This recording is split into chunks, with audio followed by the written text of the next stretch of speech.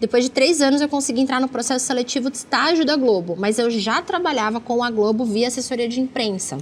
E eu fiquei nesse relacionamento com a Globo até pouco tempo, até 2018. Ali eu ainda fazia alguns trabalhos via assessoria de imprensa. Em 2019 que eu falei, agora eu vou empreender mesmo, de fato. Entrei para o mundo corporativo, estourou a pandemia. Na hora que estourou a pandemia, gente...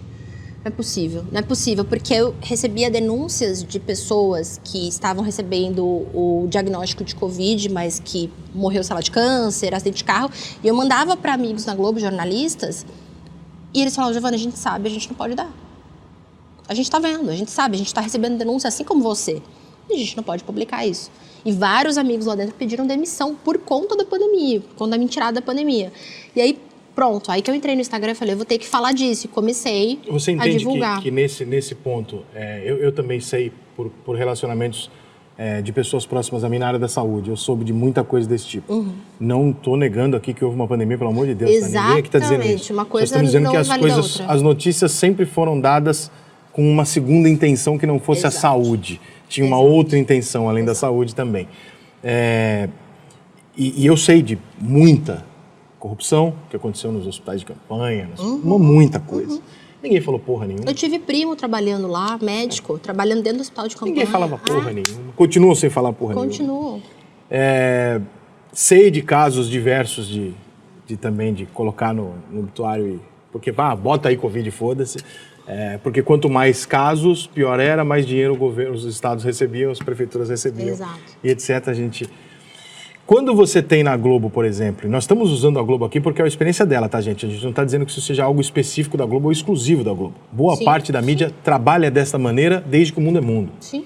Eu sou um pouquinho mais velho que ela, então vai na minha. Isso é bem comum.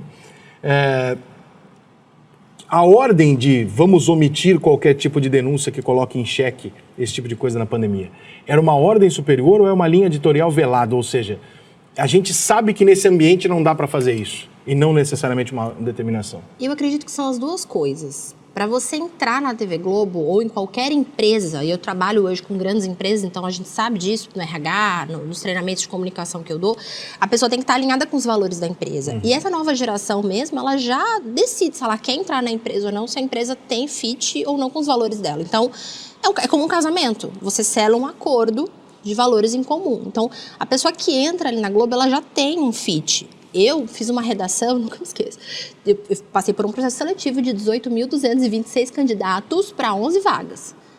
Então, foi uma uma redação que foi muito bem vista pelo RH da Globo, em que eu defendia os 20 centavos, aquela manifestação. Não é só pelos 20 centavos. Essa foi a minha redação. Defendendo a manifestação, não é só pelos 20 centavos. Naquela época, a gente não sabia o que era essa manifestação. A gente está falando de 2013. Você lembra? Manifestação meio que vamos pra rua e a gente tá puto com tudo. Vamos pra rua, exato. Vamos tirar a Dilma, vamos quebrar tudo. Aí surgiram os black box. Mas os meus argumentos ali eram totalmente de esquerda. Era totalmente briga de classes, o proletariado contra a direita, contra os burgueses, os empresários. Esse era o argumento da minha redação. E eu fui escolhida por causa disso. Só que tinha um outro lado que eu também sei que me beneficiou, porque o RH me falou isso. Eu chamei a moça do RH e falei, vem cá, por que vocês me escolheram? Eu não falo inglês fluente. Eu estudei em 16 escolas. Eu moro sozinha aqui em Vitória, trabalho numa assessoria de imprensa, que é considerado marketing do jornalismo. Eu nunca trabalhei em emissora, em televisão. Ela falou, porque diferente dos outros, você tem garra, você quer trabalhar, você não tem medo do trabalho. Você pega e faz, acontece, então foi por isso que você foi escolhida. Então, olha que engraçado, ao mesmo tempo que eles queriam alguém que estavam alinhados com esses valores de esquerda, eles também queriam alguém com essa postura de direita, de pega, faz, acontece, sem essa coisa do vem a mim, ao vosso reino, nada. E quando eu entrei lá, eu senti muito isso, que eles querem alguém que esteja alinhado com esses valores, mas que entregue resultados, porque é uma empresa. Tanto é que na faculdade eu ouvia que eu era de direita. Os meus professores, que são muito socialistas, comunistas declarados... Nossa, professor da área de humanas é brincadeira o que eles fazem. Eu tive aula com o Chico Bicudo, que é neto do Hélio Bicudo, fundador do PT. Não, ele foi meu professor na escola. Eu ouvi na minha faculdade também. Então... Tinha vontade de levantar e falar, professor, meu pai é economista, vai dormir, cara. Pô. esses caras falavam que eu era de direita, conservadora, e eu me achava super revolucionária.